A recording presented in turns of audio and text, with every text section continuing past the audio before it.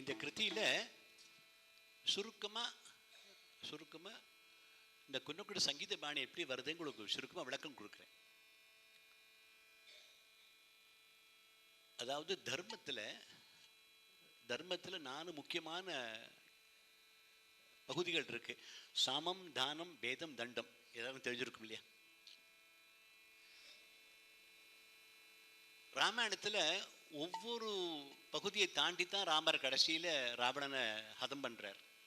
ஒவ்வொரு பகுதியாக தாண்டி தான் சாமம், தானம், பேதம், தண்டம் இப்படி தாண்டி தான் கடைசியில் ராவணனை அவர் சம்ஹாரம் பண்ணுறார். அதில் குருஜி என்ன பண்ணுவார்னா, இந்த சரணத்தில் மட்டும் சொல்கிறேன் நேரம் ஆயிடும்னு. அது தியாகராஜ சுவாமி அழகாக அந்த 4 பிரின்சிபிள்ஸையும் ஒரே சரணத்தில் பண்ணியிருக்கார் அழகாக. அதில் பாருங்க, சாமம், தானம், பேதம், தண்டம்.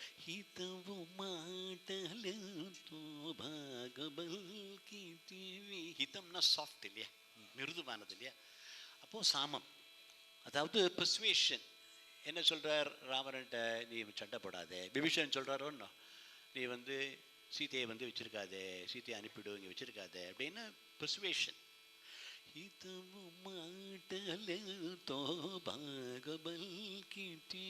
அது சாஃப்டாக வாசிப்பர் வயலின்ல. அப்புறம் கொஞ்சம் லவுடாக வரும்.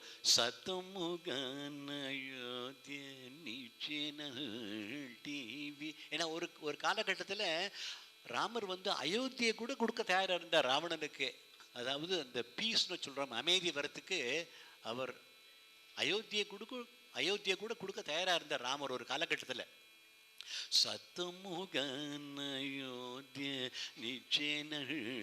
டிவி. ஸோ முதல்ல சாமம், அப்புறம் தானம். அயோத்தியை கூட கொடுக்க தயாராக இருந்தார். தானம், நெகோசியேஷன் சொல்கிறோமே, தானம். அப்புறம் நத சகோதருணீரஜுஜேசிராக. அவன் அண்ணன் தம்பிமார கூட வாக்குவாதம், ஆர்குமெண்ட்லாம் நடக்கிறது. விபீஷணன் கூட இந்திரஜித், ராவணன், கும்பகர்ணன் இவளுக்கும் நிறைய வாக்குவாதம் நடக்கிறது. சண்டை போடலாமா வேண்டாமா, சண்டை போடலாமா வேண்டாமா, சீதையை திருப்பி அனுப்பலாமா வேண்டாமா, அவளுக்குள்ள நிறைய நடக்கிறது வாக்குவாதம். அது நத சகோதருணீரஜுஜேசிராக வாசிப்பர்.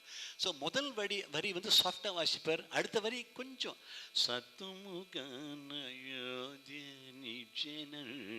டிவி. மூணாவது வரி இன்னும் கொஞ்சம் லவுடாக வரும். நத சகோதருணீரஜுஜேசிராக. கடைசி வரி தான் ஹத்தம் பண்றார். தண்டனை, தண்டம். ஹதமு ஜேசி தேவி தியாகராஜனூதன் வருது இல்லையா, ராவணன் ஹதம் பண்றது. அதுல என்ன பண்ணுவார்னா, குருஜி வாசிக்கிற போது முதல்ல ஹதமு ஜேசி தேவி தியாகராஜனூதன் ஒரு ஸ்டேட்மெண்ட் மாதிரி வாசிப்பார் தியாகராஜ சுவாமி சொல்ற மாதிரி. அப்புறம்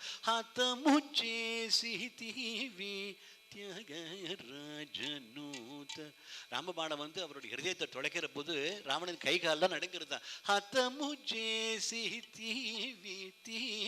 சரி சரி நீ தீவி தியாகராஜனூத.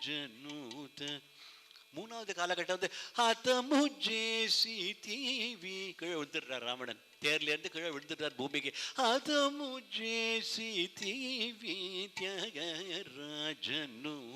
கீழே விழுந்துட்டார் ராவணன். கடைசியில உயிர் பெரியர் தான்.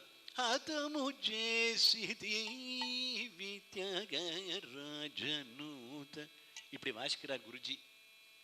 அந்த வாசிப்பிலே நமக்கு தெரிஞ்சிடும் ராவணன் உயிர் பெரியர் மாதிரி.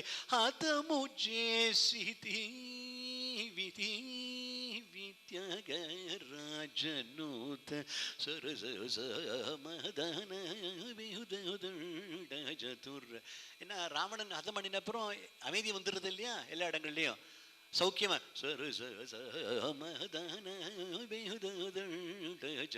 முடிக்கிறது. அதுல பாருங்க, முதல் வரியில சரச சாமதான பேத தண்ட சதுரான்னு வருது இல்லையா. சாமதானம், பேதம்னா ஆர்குமெண்ட் இல்லையா, வாக்குவாதம். அதுல பாருங்க முதல் சங்கதி சரச சாமதான பேத தண்ட சதுர ஒரு ஸ்டேட்மெண்ட். அடுத்த சங்கதி சரச சாமதான பேத தண்ட சதுர ஒரு பார்ட்டி ஆரம்பிக்கிறது சண்டைய. பேத தண்ட சதுர.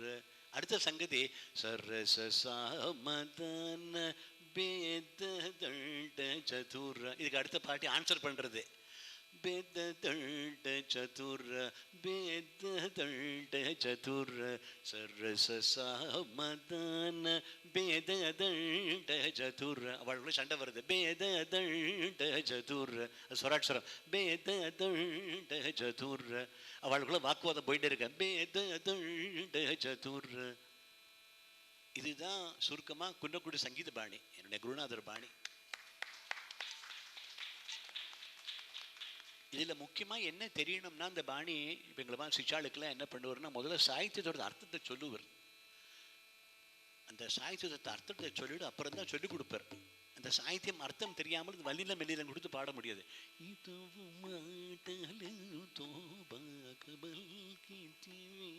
இதமா வரணும் இல்லையா?